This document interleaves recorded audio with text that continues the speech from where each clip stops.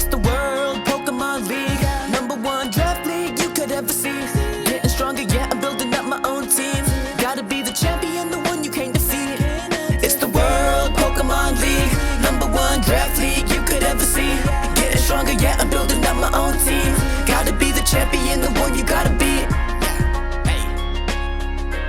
Okay, welcome back to another episode of the WPL podcast featuring Jay and not Tevis. Tevis is actually a little busy right now, so we were trying to fit this podcast in. Let me introduce you to actually a familiar face, Kyogre Canucks, also known as Riley. How you doing, buddy? I'm doing well, thriving, surviving. Thriving, surviving. You're so much more interesting to introduce with Jay than Jay, you know? That's why we fired him 3 or 4 times this season already, so... Yeah, we had to get rid of him. He wasn't as I don't want to say flamboyant in the conversation.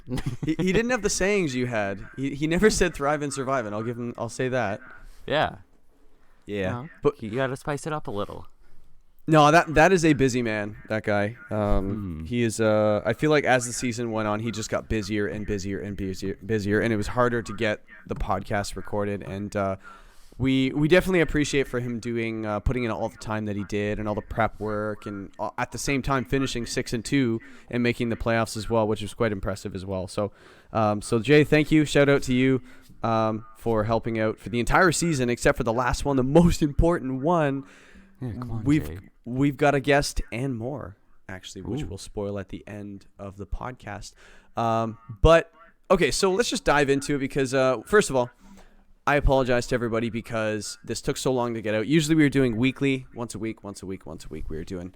But just obviously based on schedules and things like that, we had a hard time kind of getting this one out. But better late than never. The Season 5 is now complete, and we're going to cover pretty much everything that has led up to this point. So we're going to start off by talking about the recaps for the semifinals. That's how far behind we are. We didn't even cover the semifinals, but it's only 2 matches. So, oh well. But we're gonna do the finals after that. We're gonna mention who the champion was, no spoilers, and we're gonna do like a quick look back on the entire season, just any standouts, surprises, any things like that. The Colossal Cup is coming up once again. We always like to do that in between seasons, Colossal Cup, and just Season 5, just a little bit of a preview. We already touched on it last podcast as well, but we're gonna touch on it again. So. So let's just dive into the semifinals. It seemed like so far away, it was a long time ago since these were played, but it's only been like a couple of weeks, but feels like an eternity right now. It just seems like forever, a couple of weeks, but after doing it every single week. But what were the 2 semifinal matches? We had Space City PC versus the Spider Phantom Troop, which was Slick actually in his place, winning round 1, moving on to round 2 with a team that wasn't even his. So it's actually quite impressive that he's doing so well. But Great Marsh Gastrodons versus the Distortion Zone. Great Marsh Gastrodons defeating myself in round 1 to move on, and Distortion Zone upsetting the a previous champion, not the previous champion, that was Tevis, but upsetting a previous champion in Vitor. No, we had Slick subbing in for the Phantom Troops there. He's on the injured list. Yeah, that's actually the real reason Jay's not here. Yeah, he was too heartbroken to see that semifinal, that it wasn't him. Yeah, nobody wants to lose. I wasn't too happy either after not making this the semifinals either. But and Jay being as competitive as he is, look out for Season 5 coming up. But we got Space City versus Spider Phantom Troop, which was Slick. Actually, you know what? Let me let you take this one off as well, because it looks like you have. I actually want to hear what you have to say, because you haven't been here all season for the podcast, and I kind of want to know. Nobody wants to hear me talk. Everyone's been hearing me talk for the whole season. It's time for you. Let's hear what someone else has to say. Game 1. Take it away. All right. So, looking at the 2 teams, I feel like one of the most outstanding things was, I feel like the Spider Phantom Troop had pretty evident weakness to Steel aside from Cinderace. So Metagross was definitely something that was interesting in prep for Slick, I'm sure. Being someone who helped space to his prep, something that we quickly noticed was how offensive Togekiss might be. He ended up bringing something along the lines of offensive Togekiss. So that showed to be a real problem, but this is an interesting situation. And something that was also really interesting is how when Metagross was Dynamax, it was able to survive turn 1 with coaching against a G-Max Fireball from that Cinderace, plus a helping hand. So Yeah, that was an interesting turn 1 actually. Like the game started off with a bang. It was just 2 Dynamaxes right off the bat, and I don't think anyone was really expecting a Choice Scarf Mienshao with coaching. But usually when you're facing a fake out user right off the bat, I actually it's that turn 1 was so layered in game 1. There was so many things. I actually don't think either player really played it wrong, but it could have gone so many different ways based on what they could have done. Excuse me. So Mienshao normally fakes out turn 1, so the correct play was for Cottony to helping hand, because you just kind of waste your turn if you just do anything other than that, because as we know, helping hand goes before fake out. And it just gives the damage boost for the Cinderace. So that coaching goes off before the Fireball goes off, the G-Max Fireball, and it actually just happened to be enough. The +1 defense was enough to survive that onslaught from the Fireball.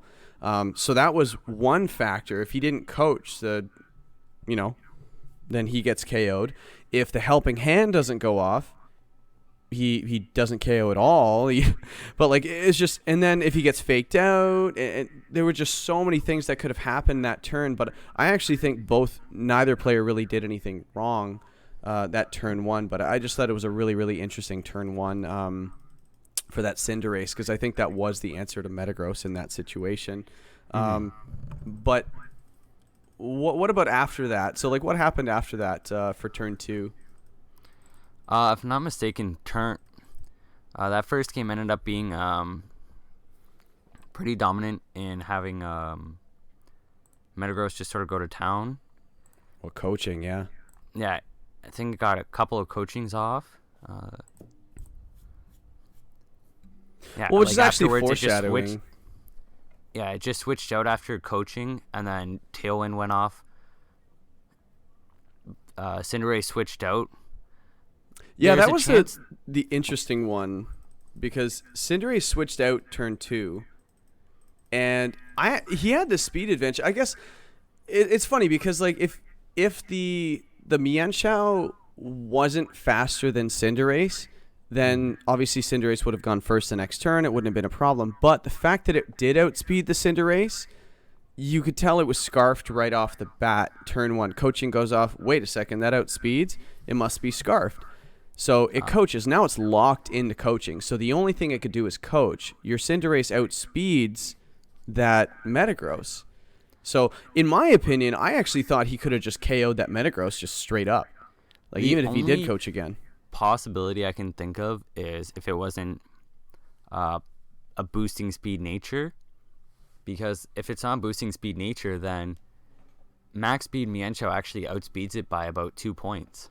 That's actually a good point. Yeah, I guess it really depends on what the set was on that Cinderace. And that's the scary part. If you take a chance and like underspeed something that you would naturally outspeed, now you can't really tell what, based on the move priorities, like who goes first, who goes second. You can't really tell what their speed is if that's the case. But I guess that's the risk you play in prep when you're looking at. I don't know. It's just like, how badly do you want to rat? If you ask me, most of the time I usually didn't sacrifice speed for the attack. I usually didn't. It was always just more so, what do I need to outspeed? And in this situation, yeah, outspeeding the Mienshao would be a decent thing, especially with an Airstream and stuff like that. Getting that Airstream off first, that way the next turn you outspeed as well, and you could KO it and things like that. But that's just a me thing. But I guess that wasn't a guaranteed attack into the Metagross, so I guess that's actually a really good point, dude. Like, yeah, maybe that Cinderace wasn't max speed, maybe it was adamant, like you said, right? And that also plays into the factor of, if it was Jolly, to outspeed. Maybe it doesn't do the damage that it did. And then it definitely wouldn't have 2-hit KO'd for sure, especially after the coaching, right?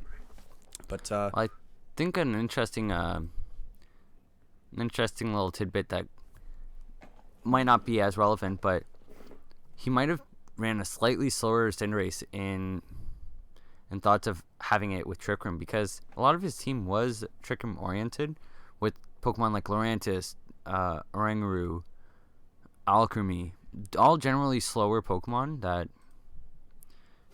could very well have an advantage in Trick Room. Like, if he had Contrary, Leaf Storm, or Superpower on Lurantis and then instructing it multiple times, that just makes an awkward situation for Space. Because his Umbreon can't do anything. Yeah, Tapu actually, Fini dies. Now that I look at the Spider Phantom Troops roster, pretty much you really just need to outspeed all the base 95. So I guess speccing your Cinderace to outspeed base 95s, getting to 162. In that situation, that would underspeed the Mienshao. So that actually might have been an option there when it comes to prep and speccing your speed stats and stuff like that. And if you guys are curious, like where this is all coming from, like how to decide what speed tier you should be and how to control speed and stuff like that, we actually have a really interesting video on that. If you just look at I think the playlists in the WPL Academy, we actually have one on speed control specifically. And just in case you're wondering on like we're talking about, 162 this and outspeeding this and underspeeding this, how do we know move order, things like that. If you think we're talking a completely different language, watch that video. It actually might help a little bit. I am plugging our own channel, but I actually do think it's really helpful, like understanding why certain things. It really helps in prep and things like that, and when to sacrifice speed for damage and things like that. But yeah, just in case you guys wanted to look into that. But that was game 1 actually. So pretty much once that Cinderace hard switched out, it was pretty much his only counter for that Metagross. I guess he's like, well, we got to make it survive somehow. Maybe late game Cinderace is probably beneficial more so than now. But pretty much the hard switch into the Togekiss, he tries to max Steel Spike. Well, what did it have? 9% left, I think. The original attack took Cinderace down to 9%. Yeah, the original attack took Cinderace down to 9%. And when +1 Metagross used the max Steel Spike into Togekiss, the Beery Berry didn't even help it survive one hit. No, there's nothing surviving that. Like, it's just, Metagross is so OP, it's actually ridiculous. So, but that was just smart. Like, hey, that's another thing, guys. If you're finishing off a Pokemon with very low health, don't think of the damage. Think about what can benefit me the next turn, such as he wanted to get that +1 defense from the Steel Spike, and it actually just really helped him out even more because he just KO'd a Pokemon straight up through a pinch berry or through a half damage berry. But that's the risk. I don't think you would assume he's going to do a Steel Spike into that slot, so you're probably thinking that, hey, if he's going to max Quake, I'll switch in the flying type, which was the Togekiss. Thinks he just whiffs on his Dynamax move, but that just shows how well Space City's PC has played all season, because that's a championship play right there. Like, we're in the semifinals. Like, guys, like, they just play so well when it matters, right? And I think we all know how this one turns out. He ends up taking that game 4-0 because once that Togekiss goes down, it's just basically GG at that point. But a lot of information was given out game 1. So what happened game 2, actually? Did we see the same leads? Did they switch them up? What happened? So we had a switch up from the Phantom Troops. So game 2, actually we had a switch up from both. Sorry, we did. Had Tapu Fini and Talonflame against Togekiss and Oranguru, which was weird to me. If you 4-0 a guy, you'd think your plan went pretty well, didn't it? Yeah, I'm curious if if spoiler alert, he won, being like, but he ended up winning. But so I guess it worked out. The change worked in the end, but. I just think he could have. Hey, this is my best. You couldn't even beat it, so here it is again, right? Yeah. It could have been interesting to see if it's because of. It's like, okay, I'm not too sure how this would handle Trick Room, so let me just try messing around with this. You have your taunt going off, hoping that Togekiss doesn't go for a follow me. Try to get a fast one on Oranguru. And Muddy Water just to try whatever. And then the Oranguru actually maxed, which was something I found quite surprising. Yeah, that was pretty cool actually. Yeah. I thought it wouldn't have been my first choice, so I think it was really nice. Like having elements of surprise in a draft league match is just, it makes the other player adjust, and I think it really comes down to the players that win are the ones that adjust very, very well. So Decorate Alchemy was really neat, but he figured, hey, I'm gonna beat this guy in Trick Room, so the Phantom Troop sets up Trick Room, and then Oranguru just, I don't know if it was an offensive set. I knew it ran a few moves, but it definitely had Trick Room and a couple of other attacks as well. So with the Decorate in the back, I thought that was kind of neat. It was a really creative way of running that team. But again, I've been saying this all season. Space City PC's roster is just so good. Finny, Metagross, Mienshao, Raikou, Talonflame. It's almost so strong. It's very, very hard to stop, and when he plays as well as he has, it's just unbeatable some weeks. And this just seems like one of those weeks at this point. But yeah, so he gets to the +2 with the Decorate. Interesting, but that's the thing about Pokemon that don't have the best special attacks, such as Oranguru. I feel like even with the +2 special attack, it's just not enough. Like, I don't know. It's something interesting that I know. I was making note of is the Oranguru actually didn't have Instruct at all. It was It was pretty much a fully offensive set, which is something that I missed actually the first time going through this, because I thought Contrary, Lurantis, and Instruct to just try to get as quick as you can to +6. And whatever stat would be the ideal play.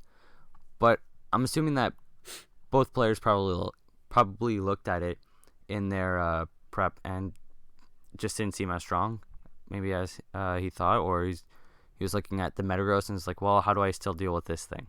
And that should be pretty much, number one for prepping against Space City PC. Is just like, how do I stop that Metagross? And obviously there's other things you have to deal with on the team, but like I feel like, well, there's this gigantic problem in my way. What do I do? And if you can't get past that, well, he's probably noticed that in his prep. Is like, well, he can't really stop this, and it just, Metagross definitely was the one that just kind of cleaned up when it came to this match. So honestly, I'd love to get into detail about this match, but there really wasn't a whole lot. It was just, he ended up Space ends up taking game 1 4-0, takes game 2 2-0, but even the 2-0 win, it didn't seem like it was really in any danger at any point, even after the Oranguru started bulking up. But I did notice, and I made fun of Space for doing this. He skips his turns, so like he'll lock in his moves and then just skip to the end as soon as it plays. But doing that, he didn't realize he was taunting an Aroma Veilmon, so he actually couldn't get taunt on Alchemy, so he did it again. So he did it twice, and I was just like, what are you doing? I wonder if he doesn't know, or I wonder if he's locked into a move. I don't know, I have no idea. But I asked him after, he's like, oh yeah, I didn't know. But that just goes to show how well this match went for him. And just moving on to the finals, actually, for the first time, Space City PC. Shout out to Slick36, who actually stepped in for the Spider Phantom Troop, which was unable to fulfill his duties at the end of the season because just with busyness with school and things like that. So Slick, thank you very, very much. We love to have you in the seasons whenever you're available. We love to have you in the server, just chatting and offering all your input on teams and things like that. You're a pleasure to have around, and thank you for stepping up. And Octo definitely appreciates the semifinal, making the semifinals for him. So thank you again for that. The second semifinals match, Great Marsh Gastrodons versus the, surprisingly enough, Distortion Zone. He hasn't had, like, since he's joined the league, we're going to touch on this a little bit in the in the surprises, and I think this is a nice, pleasant surprise. The Distortion Zone, he's hasn't been a playoff team, but hey, he makes the playoffs once. Anything can happen, right? He makes it to the semifinals already, taking out Vitor, a perennial finals candidate every single season. Makes it to the semifinals so far, taking on Great Marsh. And how did it go down? I know you got some notes here, Kyogre. I'll let you take this one away. Yeah. So with game one, you had your Ndidi Naganadal, which was Great Marsh decided, you know what, I'm going to lead each of the 3 games. Even though after the first game, he did lose. Shadow, the Distortion Zone, did end up taking down that lead. Grinded him but down. Great Marsh made sure to have a point. Like, you know what, I'm going to stick with this. This worked, and it showed well for him. He was able to come back games 2 and 3. But game 1, you saw that Naganadal was not able to get the one shot onto Dragonite. Dragonite was able to get a lot more damage onto the Ndidi and quite a bit of chip onto the Naganadal with a Dazzling Gleam from the Whimsicott. Mm-hmm. Made it really difficult for him to get the momentum going on his side. Mm-hmm. I think that's such a big deal too. Like you have here, Dragonite showed it at multi-scale from the lack of damage from that Naganadel. We all do damage calcs and things like that in our prep, but just knowing right off the bat, getting information, gathering information based on damage and turn order and things like that. I think just understanding that's actually a big notice that it didn't have multi-scale at that moment, but. As we mentioned in one of our other videos, I think it was our WPL Academy at the end of one of our podcasts, we mentioned gathering information was one of the most important things. And also another one was when to stick with your lead, when to change up your lead. And it looked like regardless if he won, he figured, hey, this was my lead, and Ndidi Naganadel is the way to go. So let's stick that one again, and it paid off game 2, that's for sure. So Shadow ends up didn't like his lead game 1, it looks like. Switch out to Serena Cabalion. But again, Great Marsh sticking with his Ndidi Naganadel. But the game definitely went a lot different than it went game 1, didn't it? Yeah, I was curious to see if Shadow would go with the same 2. I'm more surprised that Great Marsh stuck with his. Mm-hmm. Because typically when you see someone win the first game, you don't see them as often switching up the lead. So Shadow showing, or the Distortion Zone showing that, you know what, I think you're going to do this, potentially have something with priority, makes a whole situation where it's like, okay, I can't really set up Cabalion. Cabalion's a Pokemon that really likes to be set up. Mm-hmm. But because of that switch, Naganadel was able to start getting some momentum going. It KO'd 3 of the 4 Pokemon, if I'm not mistaken. What a beast. It just went off in that game. And then, so Shadow had to show in game 3 that he had an answer. He was, like, able to take care of that Naganadel. But yeah, Great Marsh just showed, like, no, Naganadel is here for a reason. It came up and took care of everything. The only thing it didn't take care of in game 3 was the Serena at the very end. Yeah, which is really interesting because you'd think 1v1, the Naganadel just KOs the Sereno hands down every time, right? I was actually a little surprised, like looking at the Great Marsh Gastrodon's lead with Ndidi. You think that it's like, hey, if you're going to set the train up for me, well, I'm just going to go ahead and use Slowbro and Expanding Force. Maybe it didn't have it. I think it did, though. I think he ended up Dynamaxing it at one point. And he was max Mindstorming. So I would imagine that would be from the Expanding Force attack. You could have Psyshock or things like that in that situation. But, hey, if someone's going to set the terrain up for me and you want to have Naganadel, well, you're about to get Expanding Force and redirection doesn't really matter.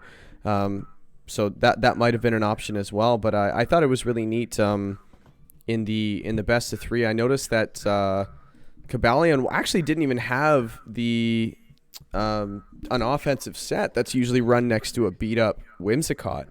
Yeah. Activating that +4 attack from the justified ability. He's been running it and having such success with it most of the season. You definitely have to look out for it. So it looks like he did a little bit of a bluff this week and switched up to a support Kabalion with some coaching. I thought that was really neat that he decided to go with this week. Making Serena, being one of his better mons all season, Serena just, I think it even had Assault Vest just based on the way he was running it and the damage and things like that. So Assault Vest Serena with coaching Kabalion, and then you max the Serena. Did it get maxed? No, I don't think Serena maxed because game 1 and 3 Dragonite maxed, and game 2 Slowbro maxed. So the coaching strat just works so much better when you double your HP. It's like you're twice as hard to kill. You got to kill 2 of me before I go down. So getting that +1 on the special defense from the assault vest, and then the +1 from the coaching on the defense, and then not to mention boosting your attack. Very, very scary strat, but it looks like Great Marsh just took him to town in games 2 and 3. But what happened? So we saw the same leads in game 3 and game 1. What was the difference maker between game 1 and 3? Because we saw 2 different outcomes. So I think in game 1, we saw a little more of an. We didn't see as much setup from the Whimsicott. We saw more damage output being done onto the Indeedee. So you started taking care of that. And then game 3.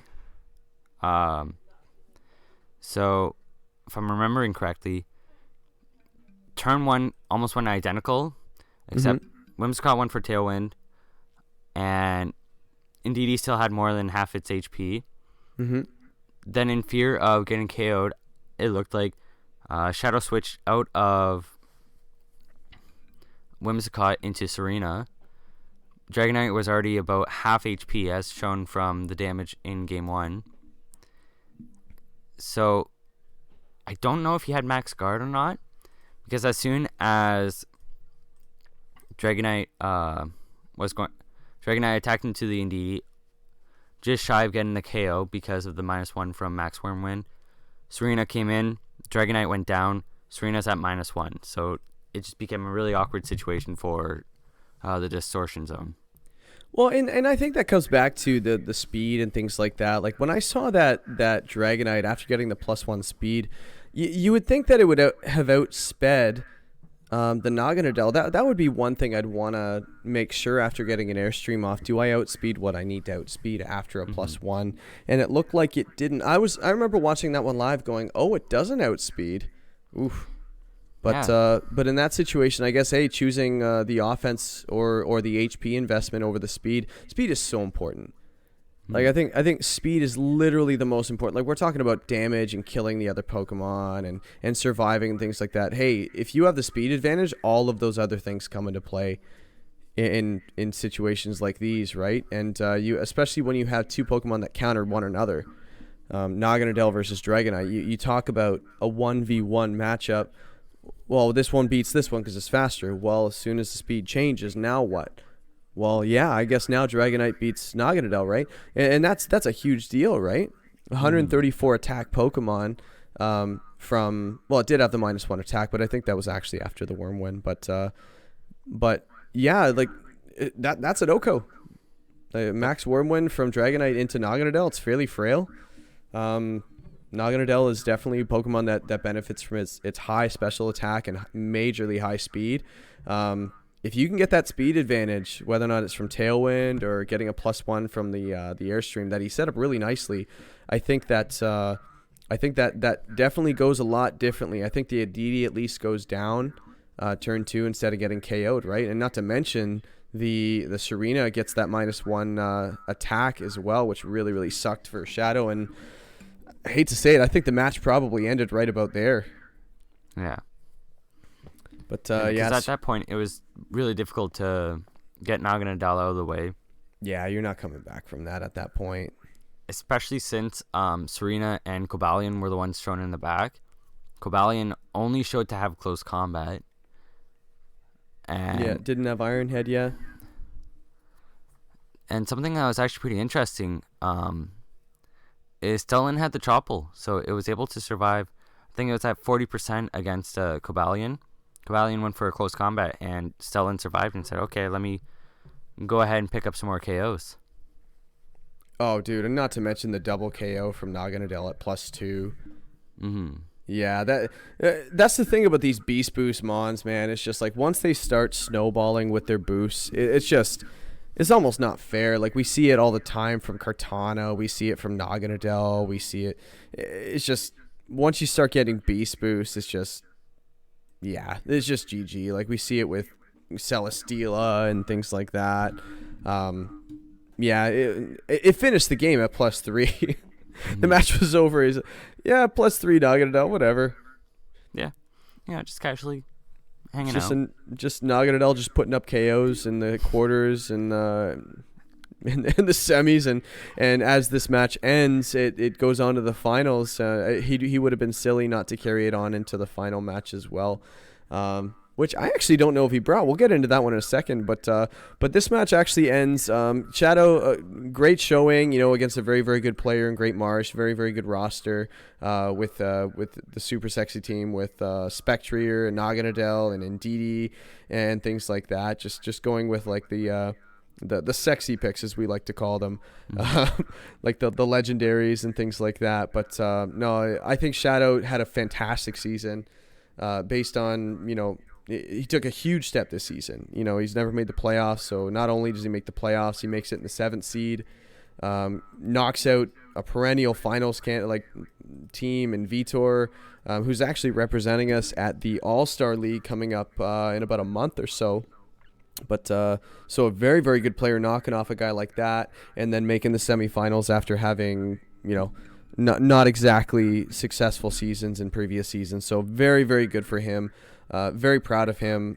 Excellent draft, excellent season, and I just want to see what he does next season. But the star of this match was definitely Great Marsh Gastrodons getting on to the finals after only getting knocked out in the quarterfinals every single season he's played. So let's see if this is let's see if he was able to put it together in the finals. So this actually brings us to the final: Space City PC versus Great Marsh Gastrodons, and did not disappoint with how this one went down. And I don't know, I was on the edge of my chair the whole time. You and I actually got together. My Canadian friend made the drive down. But we got together for this match and watched it live, so that was a lot of fun. So, you actually did a little bit of help with Space City for his prep, didn't you? Yes. I was prepping with Space. And how did that go for the most part? Did you guys feel confident going into the match, or? Yeah, for the most part, we felt pretty confident. There were some things that were proving to be annoying. Mega Slowbro. It seemed kind of mega throughout the season, didn't it? Yeah, it did. But Mega Slowbro showed to be a bit of a nuisance because Scald, Foul Play, Slack Off, another Trick Room setter. So, yep. A lot of his team still does thrive under Trick Room. And then even trying to counter and balance between the Trick Room setup and making sure that Naganadel doesn't get set up. It was a really difficult situation. We thought we had a pretty good set, a pretty good team going into this set. We went over it like the last 3 or 4 nights before the finals actually happened. I think we were up until close to 2 a.m. Yikes. Eastern. Just doing some prep before calling it and being like, you know what, you just get some rest. Big match tomorrow. Well, yeah, the biggest one. That's another guy that we were talking about, Great Marsh, only getting to the first round and things like that. Space City, this is his first time in the finals as well. So I think both players were incredibly nervous, and it just goes to show how competitive the league actually is. But yeah, I think both players were fairly confident. I think I spoke to a couple of guys that helped both players, and they were saying, hey, I don't know how the other guy's going to stop this, but we'll have to see. And I heard it from both sides, so I'm like, oh, both of them are feeling pretty good. So that was really cool. So game one kicks off, and one of the surprising things I noticed, I made a comment earlier about he would have been silly not to bring Naganadel, but he didn't bring Naganadel. Yeah, as soon as I saw Naganadel wasn't there, I was like, oh, thank God. He doesn't have to... He has so much less to worry about now.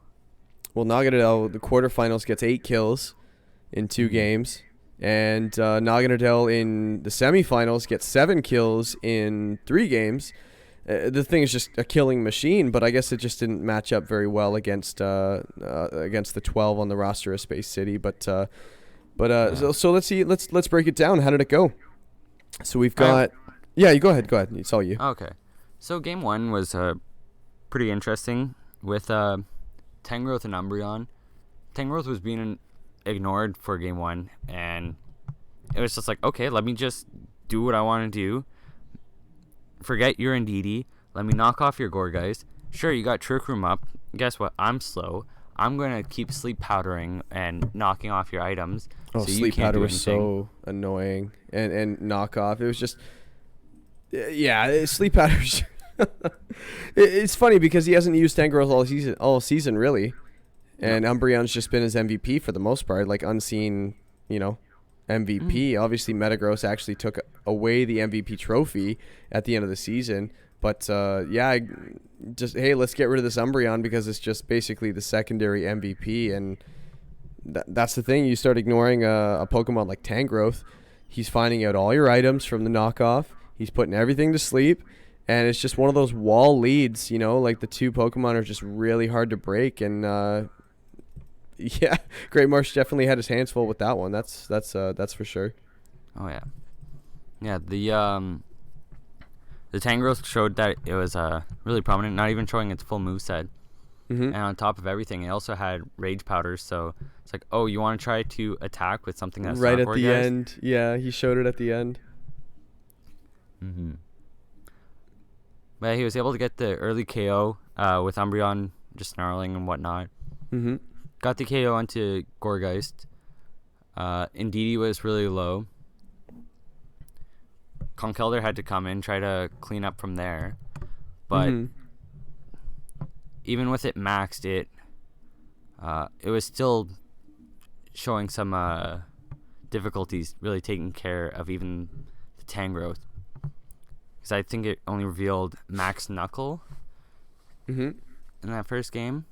And Tangrowth just went, okay, cool. I like to eat that. I think so. Space ended up taking game 1. What was the final score? Actually, I don't have it here. Let's see. I think he took game 1 2-0. No, 3-0 actually. Yeah. So a nice commanding win, game 1, and it's just par for the course. Well, par for the season, really. He's just kind of walked all over the season, the entire season, and yeah, I guess I actually didn't I even say to you. I said, well, is Space about to win the championship? Yeah. Like he had a pretty commanding game 1. And yeah, that's a really, really tough lead to break, something that puts you to sleep and something that's just a really annoying, lowering stats and stuff like that with the Umbreon. But adjustments.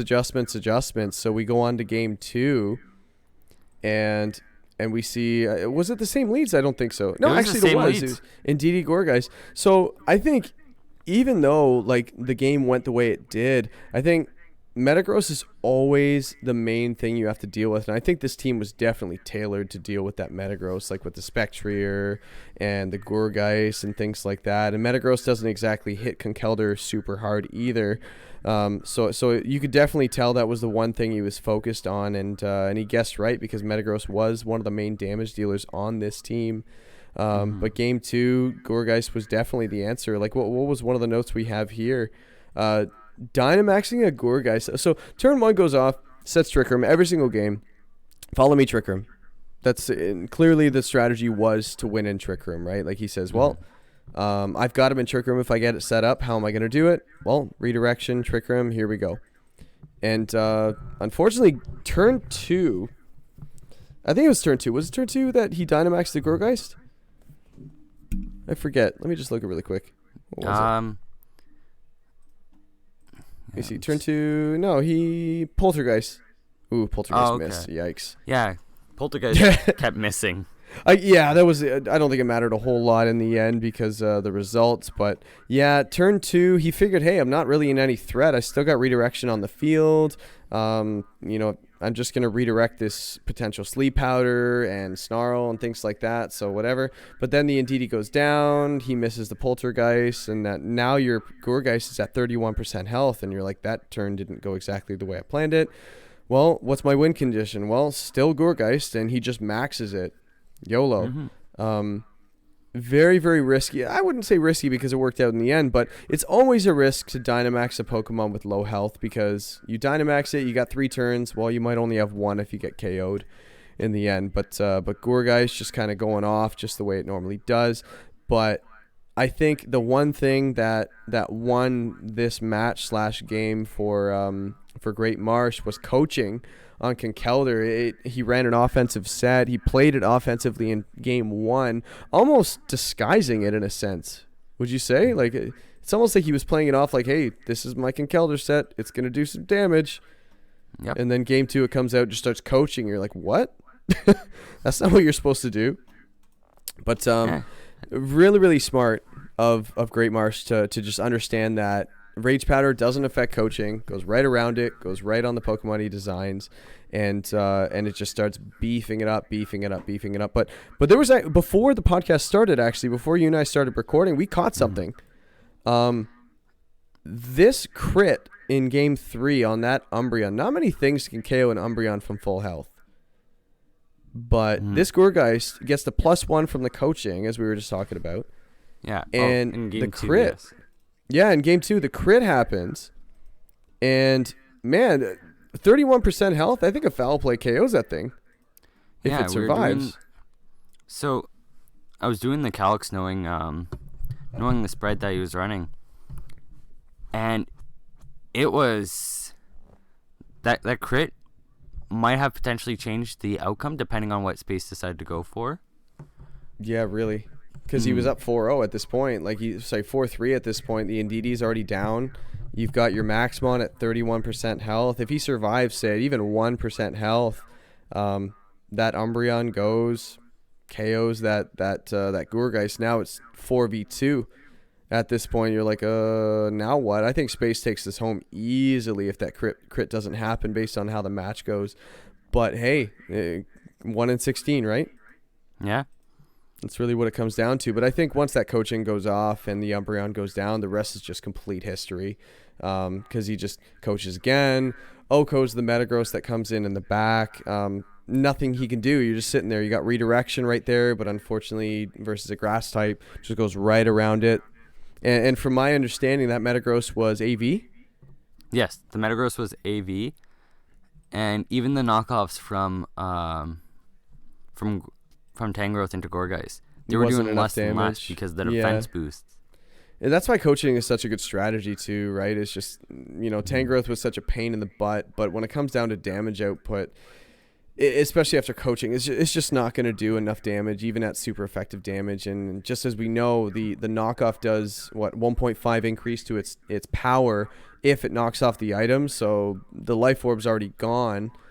Hey, great, you knocked off the item, but now your damage is doing even less and less and less combined with the coaching and the lack of damage from the knockoff.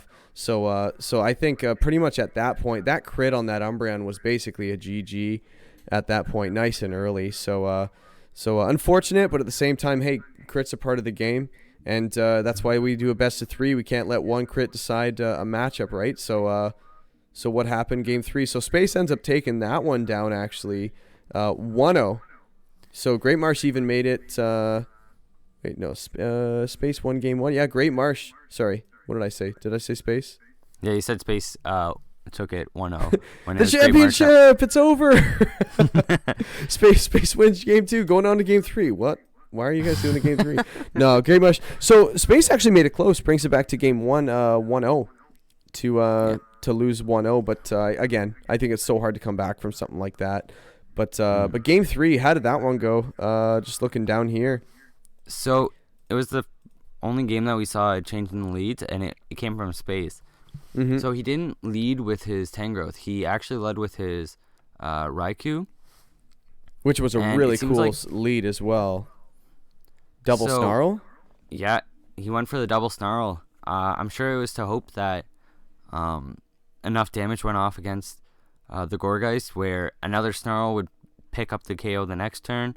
Don't want to KO that Indeedee, so then Conkeldurr comes in for free. You want to get that Gourgeist out of the way first, as he did in game 1.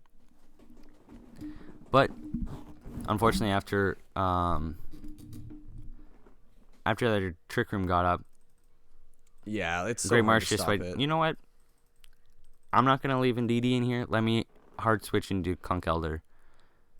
And Well, it eats snarls for breakfast, lunch, and dinner, I guess, right? So that was a really smart hard switch in. And then next thing, the rest is history. You just start coaching again, right? And we saw how devastating that strategy was in game 2 as well, right? And I think even talking to Space City, he was like, yeah, I was not expecting coaching Conkeldurr, which is kind of ironic because he ran coaching the previous round with his Mienshao to pick up the win against Slick 36 as well, the Spider Phantom troop. So, and it was actually his demise in the end when it came down to the finals matchup. But yeah, like again, game 3, maxing the Gourgeist, didn't quite OHKO the Metagross, and there weren't really any hacks not that I think of, but except there was a crit on the last turn of the match, but yeah, that was just such a big deal. Like, it's just, I think when you get to game 3, you kind of know what the match is gonna. Not a whole lot is revealed game 3 because all the moves have been used for the most part, like all the items have been revealed, the speed tiers, things like that. So it's really just, I love game 3s because it's just, it really comes down to who adjusts the best and open team sheet versus closed team sheet. Game 1 is closed, no one knows anything. Game 3, you know quite a bit. So it's just, yeah, go ahead. something that is interesting to note is in game 3, it's the first time that we did see Indeedee go for something other than follow me. He's helping hand. Oh my God, he's another support move by Indeedee. Who would have I'm thought? surprised. Yeah, I'm actually really surprised he didn't run a little bit more of an offensive Indeedee, but it could have been situational as well, right? He could have had expanding force there and says, well, no, I need to protect my partner, and it does a really, really good job of that. But Spectrier was probably one of the unseen heroes as well, coming in the back row and just snarling that calm mind on the Finny is just so devastating if it gets set up. So just snarling, predicting that, hey, I don't want this thing to get out of hand. So you just start snarling. As soon as I saw the snarl and I went, wait, why didn't you Shadow Ball to KO something? And then he calm minds and went, oh, that's why he's in the finals and I'm not. That was exactly why he's in the finals and I'm not.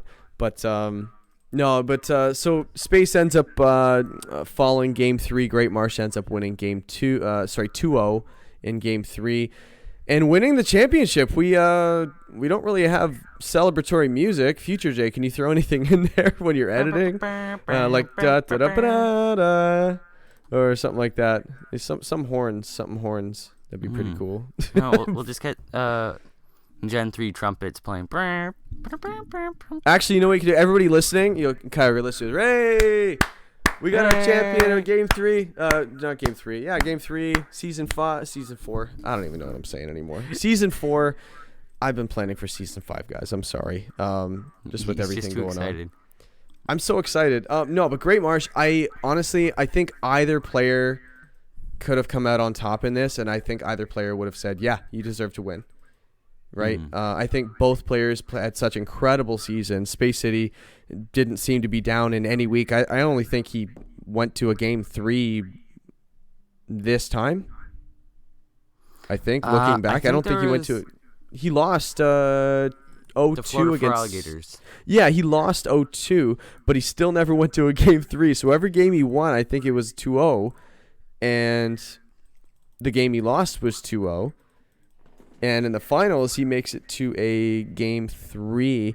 But I just think Great Marsh just kind of grinded him out and just kind of went, well, this is how I win, and things change, and he adapted and gets the best of him, right? But again, I think hats off to both players. Excellent seasons. I think Space is definitely coming back next season. Space City. He wants that title. He wants the star next to his name. But Yeah. But you know who the guy that gets to have it for another 4 months is Great Marsh Gastrodons. Congratulations. Amazing season. Great free agent pickups, by the way, because we had a trade that actually led to that Gourgeist at the deadline, leading to his championship win. Who would have thunk it? And who would have thunk? And then his free agents that he made earlier in the season were Spectre and Naganadel, and they ended up having huge impacts on his semis, the quarters, and the finals. So so just a well-played draft league season with his free agents, his plays, his reads, things like that. Just an excellent season to Great Marsh, and we don't want to take anything away from him for just playing so well. And same thing with Space as well. Better luck next season. And everybody else, thank you very, very much for making Season 4 a success. I think there were very few games that were even delayed. I don't think anything. There were no forfeits. As far as I'm concerned, which was nice. I don't think we've had that before.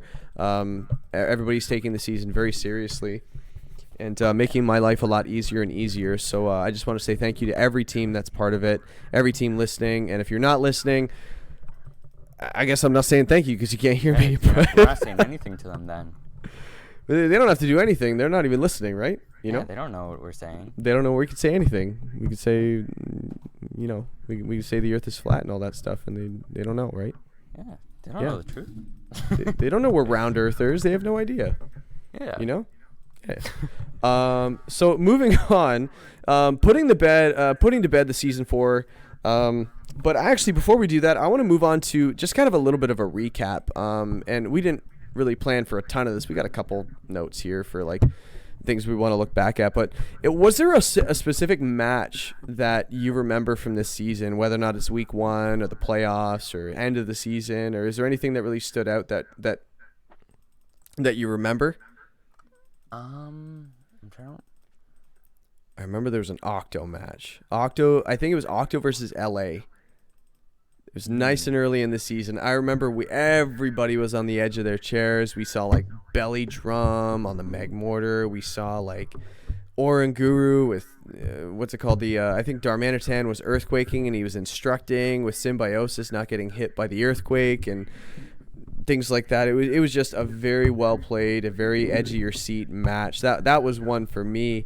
But was there any others that kind of stood out to you? I think everybody remembers the one I'm talking about. But what do you think? I was also going to say the one where we had Spheal or Corios against Vitor. Oh yeah, the Excadrills. He blew him out of the water. Yeah, with game 1, he went, you know what? Enough is enough. I have beat up justified strategy. Let me use that. Let me utilize it. And Vitor just wasn't. He even said afterwards, he's like, yeah, I wasn't really ready for that. Yep. Game 2, he adjusted a little bit more, but Ant-Man was still able to take it home with a 3-0 and a 1-0. Yeah, he doesn't lose like that very often, Vitor. And he also doesn't like losing, period. Let's just say I've talked to him privately. He is not too happy about losing in the playoffs. He's a very competitive guy. And yeah, unfortunately, he's going to be sitting out next season because he's going to be representing us in the All-Star League coming up. I don't want to plug it too much because this is the WPL channel, but yeah, good luck to him actually going against the best of the best from 16 other leagues. So, and I think everybody's wishing him luck. And everybody listening who's in the WPL, help him. You know, if he needs help prepping and things like that, if he needs to kind of do some test battles and things like that, just help him out. We gotta represent the WPL, and he's the one doing the battles for us. So let's do what we can to give him a hand. But those are the matches that I just wanted to bring up. But who do you think had the best draft this season? Going back all the way back to August when the draft first started. Forget the free agent moves. Forget everything. Who had the best core that they drafted to build their team around with their moves and their play and things like that? Who do you think that was? Honestly, I say Space just because how prominent Metagross, Feeney, and Umbreon were all season. Because those were some of his earlier picks. He knew what he was doing. His Mega Latias while megas weren't as prominent as we thought they were going to be initially, he had a mega that was more supportive and was a lot more helpful in that regard. I agree. Yeah, I think that right off the bat, when I saw the draft, and I'm typing in all the moves and things like that and who wants what, when I saw him get Finny and then Metagross, I was just like, okay, that was smart. And this, keep in mind, this is all in hindsight too. Like, we look at these drafts, like I think we even said, who do we think had the best draft after the sniped episode that we had. If you hadn't listened to it, check it out and just kind of go back in time and just kind of see what we were thinking when the draft happened. I think Space had one of the better teams. I think the team that I thought had the best draft was Ant-Man, so Spherelavore Kalkos with his Dragapult, Gallade, things like that. His Grimmsnarl he got in the last round of the draft, surprisingly, saving his S tier for the last. And Sauce, actually, the Texas Landsharks, was also Tevis's choice for best draft. And in the end, the best draft was clearly Space City PC, not making many moves. The moves he did make were very minor. Like, he ended up grabbing Lopunny, didn't use it, ended up making a trade later, things like that. I was going to say, let's also not forget that he traded Crobat for a Talonflame. Yes, he did. Well. Talonflame had a big part throughout the season, so that was a good move as well. He made it right after the draft was over. But I don't think anybody would disagree that that Space City had the best draft based on how the season went. Great Marsh, he ended up winning the finals in the end, but I think a lot of the significant pieces he had were picked up through free agents and trades and things like that. And I remember I'm eating my words right now more than anybody. I was saying that he was having not a very good season at all in the first few weeks. I feel like his team was incomplete. Then he goes out in week 4 or whatever it might be, and he makes 2 splashes, Naganadel and Spectrier. Yeah. It's just like, that's a big difference. Yeah, that's a big difference. Why not? Oh. And something that was interesting, that Esther spot that has Spectrier ended up switching up quite a few times, because at first he had Heatran. Then he went to Stakataka. Oh, he had Heatran. Yeah, he drafted Heatran initially. That was a long time ago. And then he switched that out for Stakataka. And then he realized, like, you know what? My team is pretty weak to fighting with Stakataka, the Gigalith, and Stoutland, yeah. Did he even use Stakataka? I don't remember him using it. No, he didn't use Stakataka or Heatran. Heatran either. He also had Gudra that he dropped for Naganadel. Didn't use that one either. Yeah, not even a single use. It's almost just like he went back in time and said, "What are you doing, Gray Marsh? Talking to your past self." Is like, why are you picking this? I'll pick your team for you. And he goes and makes the team. This is a winner right here. And sure enough, it was. Yeah. Which actually segues into the best deadline move in week 7. I don't think there's really any discussion that it was Gourgeist. The trade that was made. Funny enough that it was actually involving yourself. So I guess you get a partial piece of that championship, don't you? Yeah, I messaged Great Marsh as soon as the games were over. You're here because of me. I said, "Oh, wouldn't it have been wild if the trade was denied for Gourgeist?" And he said himself, he's like, "Yeah, I would have been screwed." Well, yeah, I'm trying to think what he would have done for the. I guess Spectre probably could have come in and done something, but that's what the AV was for in that finals. He was probably expecting on the special side, so the assault vest probably threw a little bit of bulk into the special attack, but that defense is really high. But if you don't invest anything into it, then Gourgeist just kind of goes off. So yeah, getting 4 kills, 3 deaths in the playoffs, nothing spectacular to write home about, but based on all the other moves that were made at the deadline, a lot of them weren't used.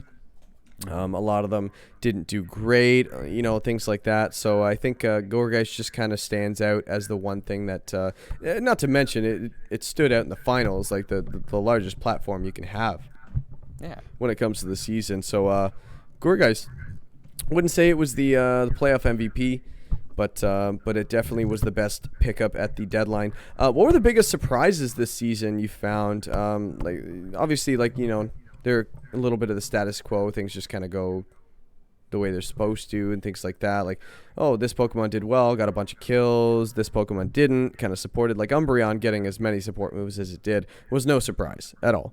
But what were some of the surprises?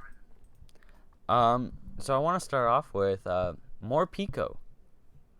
More Pico. in of That's itself. mine. Yeah. It was my Pokemon. More Pico. Because I remember you saying about more Pico, and I was like, yeah, okay, Does everything. That could be interesting.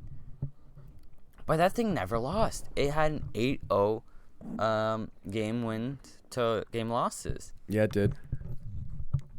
Like, Oh my God, you got Rotom Fan on here too? yeah, Rotom Fan. Why are you trying to butter me up, dude? Like, I already like you. Well, because that thing just, again, it had a really good win-loss ratio. And I think for D tiers, putting in as much work as these two have is quite surprising. Like, they both came 8 games. Yep. They came a lot, yeah. Yeah, they had 8 games played. Morpeko was a little more supportive, I feel like. Mm-hmm. Not overly supportive, but it was able to get the chip damage off as needed. Got 3 KOs. But then Rotom Fan is out here. 9 KOs. Yeah, It was my went down kill 5 leader. times. It was my kill Dynamax- leader. Yeah. Yeah, it was tied for your kill leader with Primarina and Glacier. But you dropped it. You traded it away. I traded it away. I feel That- like Morpeko was doing Rotom Fan things and Rotom Fan was doing Morpeko things, but Morpeko does more things. So I made the move. I don't think it would have helped me a whole lot in that quarters. That just went so well for me, didn't it? Fantastic. No. But no, Morpeko, man. That was one of those hidden gems I saw in the D tier. I was just looking at it, going, man, this thing does a lot of things. It does fake out. It does speed control with Electro Web. It has Quash for speed control. Not to mention Aura Wheel being stab, 110 at power move with a 90. What was it? 95 attack, I think it is, on Morpeko. So it's nothing to kind of ignore. But yeah, like it gets, just name everything. It gets Seed Bomb. It gets fighting moves. It gets a way to break screens. It gets a bunch of stuff. Taunt. Yeah, I just felt like it met a lot of needs. Not to mention that speed tier being 97, so it outspeeds all your 95s, which are really common. I thought that Morpeko was going to do well, and sure enough, it did, and got the attention of at least yourself. Yeah. Rotom Fan, on the other hand, sorry, you said because? Oh, I was just going to say, like, again, just going back, there's not even that many Pokemon that have an 8-0 games win till games lost. There's not. And then Morpeko is just here waving. He's like, hello, I'm here. It's a Pikachu clone. Yeah, the Pikachu Making clone is Pikachu look here. bad. Yeah. Like, what's her name? Marnie? Marini from Sword and Shield? She's a great trainer, you know, picking Morpeko and all. Yeah, she's just sitting there proud. She's like, yeah, that's a Pokemon I chose to have as my partner. Ooh, side note, best music in Sword and Shield, just saying the Marnie music. Prove me wrong. Mention down in the comments if I'm wrong. The best Sword and Shield music. Though. Oh, that is a banger. Yeah, especially like having the hype behind you as one side is on their last Pokemon, you're just like, oh yeah, I'm gonna win this, or it's like, I still have a chance for a comeback. Let's go. The crowd music is so good. But yeah, Rotom Fan I thought did really well too. I have a saying that any Rotom's a good Rotom. So if you need something utility-wise to help out, you know, the rest of your team with Will-O-Wisp and speed control and Eerie Impulse, things like that, and some damage, just pick a Rotom. Any Rotom. They're all good. Yeah. The only difference between any of them is just their typing, which is only one of their 2 types. They all get Levitate, and they're all electric. But they're all really good with weaknesses. Even the Rotom Frost is only weak to what? Fighting? I'm testing myself. Fire, rock. Is that it? 3 weaknesses, or is it one more? I forget. It's just the 3. I think it's just 3. I could be wrong. But yeah, like even Rotom Frost, everyone rips into Rotom Frost. Even if you're not going to use Blizzard, I don't know, it gets all the other Rotom stuff like Will-O-Wisp and things like that. It's just really bulky, really good, and yeah, pick a Rotom. Hey, So I went, hey, if no one's gonna look at Rotom Fan, Max Airstream's the thing, right? So Yeah. and it worked. I remember. I'm not gonna say who it was, but they even laughed. It was just like, why'd you pick Rotom Fan? That was stupid. I'm like, you'll see. And sure enough, it did well. So, so yeah, I guess that kind of actually puts to bed season 4. Yeah. Write down in the comments if there's any significant events that you guys we didn't mention that you're like, you know what, I do remember this from the season. It was either really funny or really amazing, really entertaining, or really stupid. Like play of the season, blunder of the season. Throw it down in the comments. Who made the biggest blunder of the season? Could be me deciding to play. That might have been the biggest blunder for you. But If you mention my bronze song, I will cry. hey, it did better than.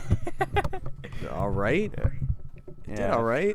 I'm not commenting on our own video, so that's for everybody else. So, but now that you power suggestion, now everyone's gonna talk about Dynamax Bronzong.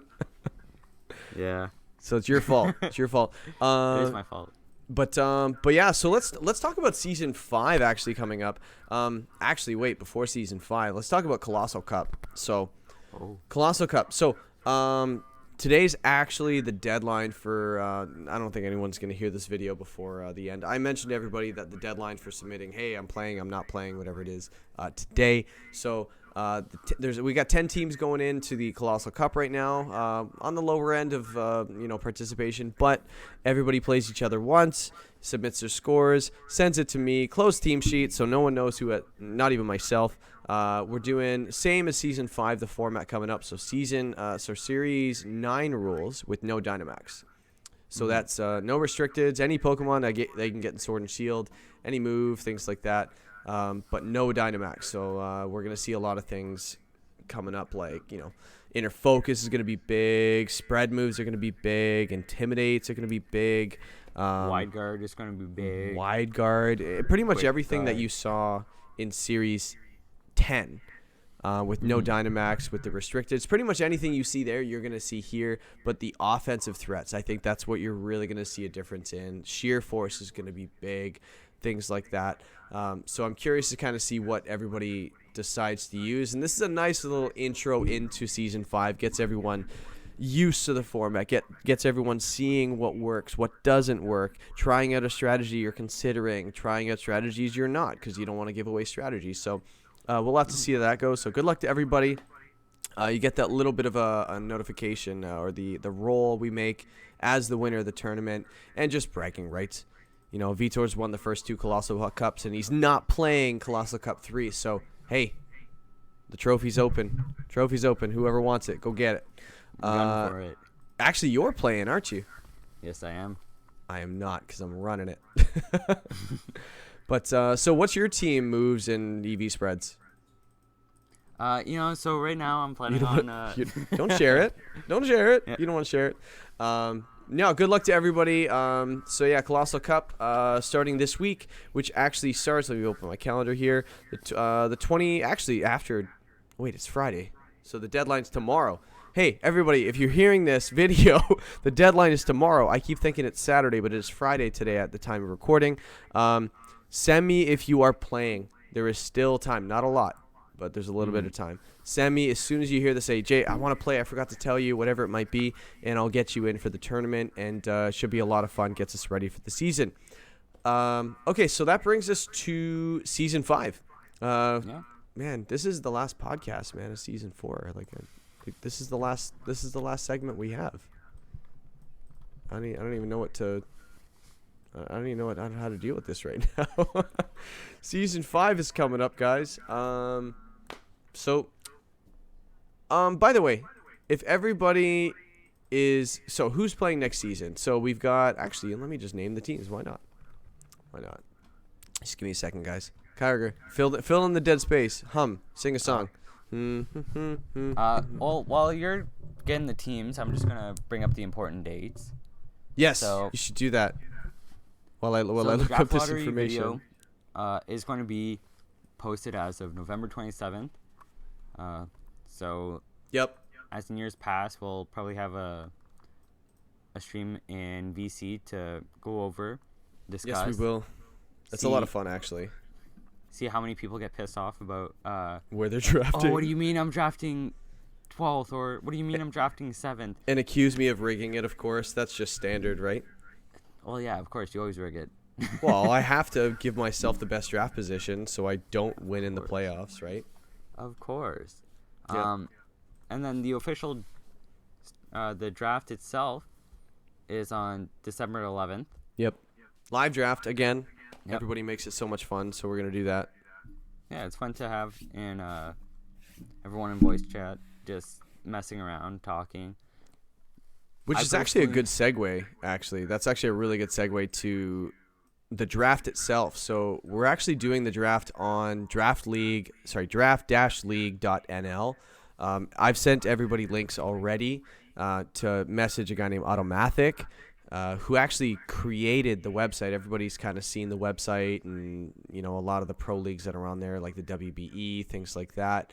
But we're now on there. So the league is going to be tracked on that website. And also the draft interface on that website is second to none. It is very, very cool.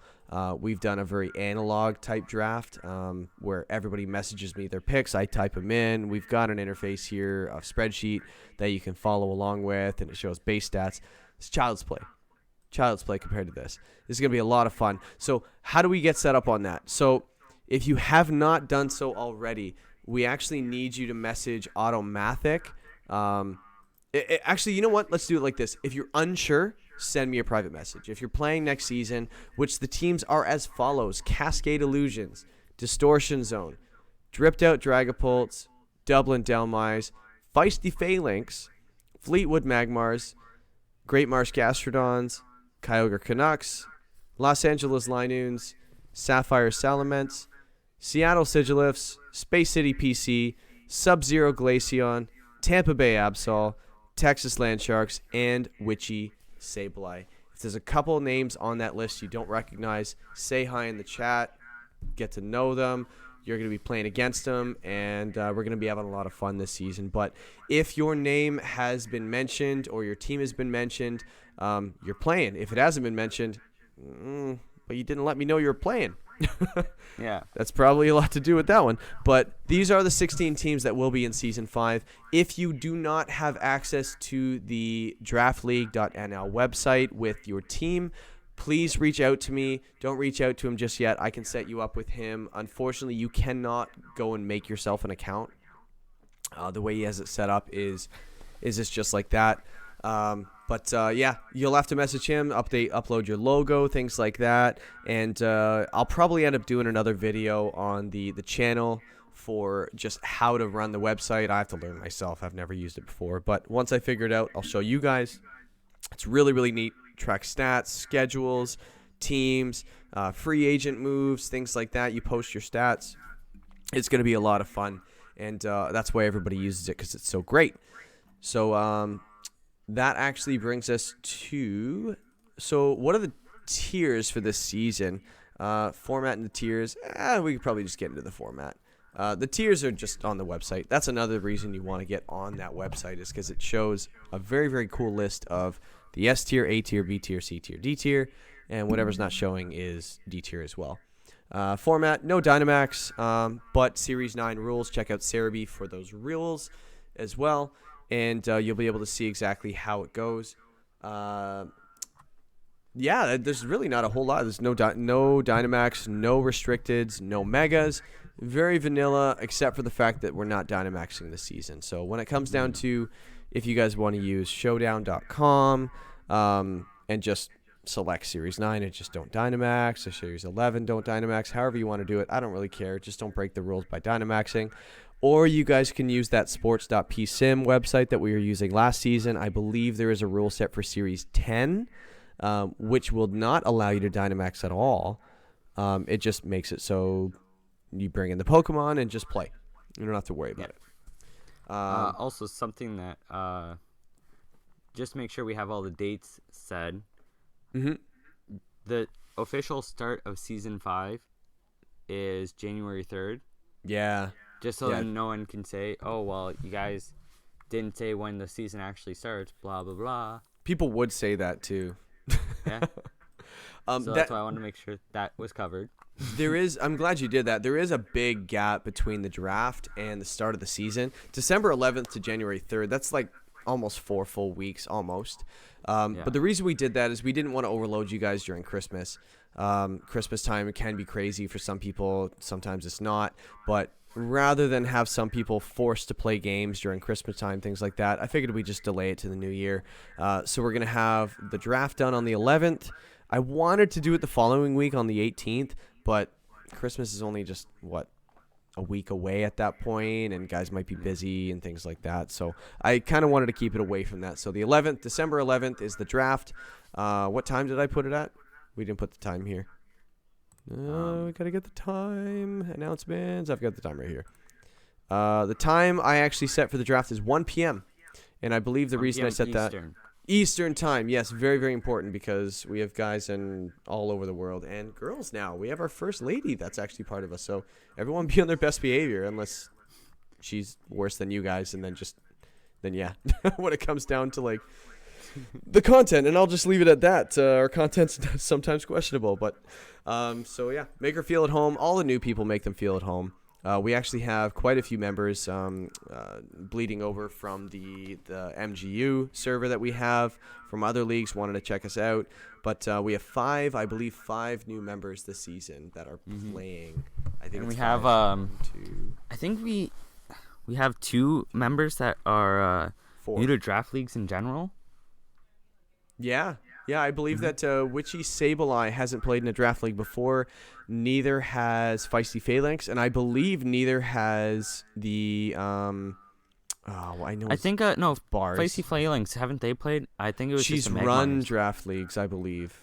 Oh, yeah, okay. But she hasn't played, so she's looking for a format she wanted to be a part of. So that was really neat. So I think we have people new to draft league, but also very capable when it comes to picking their 6 and drafting and stuff like that. So good luck to them. Good luck to everybody everyone's just getting better and better and better every season. The matches are getting so much more involved and so much more technical. And if everybody just puts in the time that's needed, we're going to have a very, very competitive league. And we're going to find out how competitive our league is when we send Vitor off to fight for the WPL to see who's the best. And I believe that we are. Go Vitor. So Go Vitor. So yeah, I guess that pretty much does it for the podcast, and I guess all that's really left to mention really is where do we go from here? So where we go from here is season 5 coming up. Will there be a podcast for next season? Yes, there will be. Will myself and Tevis be doing it? The answer is no. It will no longer be the J&J podcast. It'll not be the net. We're gonna rebrand the whole thing because we have the guy right here doing the podcast with me. There's a reason we did it with him. Kyogre Canucks. Riley. I don't know if he's going to want to be called Kyogre or Riley. I don't know. We'll leave that up to him and I've Brandon. been flipping back and forth between the two in this server, so I'll respond to either or. Just call him Ryogre. Ryogre. Yeah. No. We'll work on it. Oh, no. Now we're just becoming Scooby-Doo. Yeah. No, my goodness. I'm not going to do the voice. I almost did, but it's not a good one. And his partner in crime is going to be Space City PC, also known as Gus. More like Gus, also known as Space City PC. And his gamer tag is Meme Based God. So we're going to have the two of you guys running the show for the WPL podcast next season. So I'm curious to see. They've got free reign of what they want to do. So I don't know if they want to do it the same way me and Tevis did it. I don't know if they want to do it a brand new way. I don't know if they want to. It's all up to them. So some yeah. anarchy might happen. What might happen? There might be some anarchy. Anarchy. Don't mind it. I hope there is, because it makes definitely interesting to listen to, and I'm going to be looking forward to listening to it as well. But thank you guys for being part of that and committing to next season for season 5. I think it's going to be a lot of fun, and we'll see how she goes. But guys, everybody, thank you for listening, for supporting us throughout the season. Kind words, supporting words, constructive words have been really, really helpful all season. So if there's anything you guys wanted us to change, or if anything you liked, anything you didn't like, things like that, let me know, because I want us to do the podcast the way you guys want it to be done as well, to a certain extent, because we want to have some fun too. But yeah, send us a message. Let us know how we're doing, and you're not going to hurt us. Don't worry. We'd rather don't just be like, you guys suck, and then just end your message. That's not constructive. But if you guys want to say, hey, you know what? I feel like I really liked it when you guys did this, but when you guys do this, I'm kind of falling asleep. That's really helpful. It really is. So so let us know. And I guess, how do we end this? I don't know. Probably the theme song? Yeah. We'll see you guys next time. Before I botch this anymore, see you guys. Peace. Bye. It's the World Pokemon League.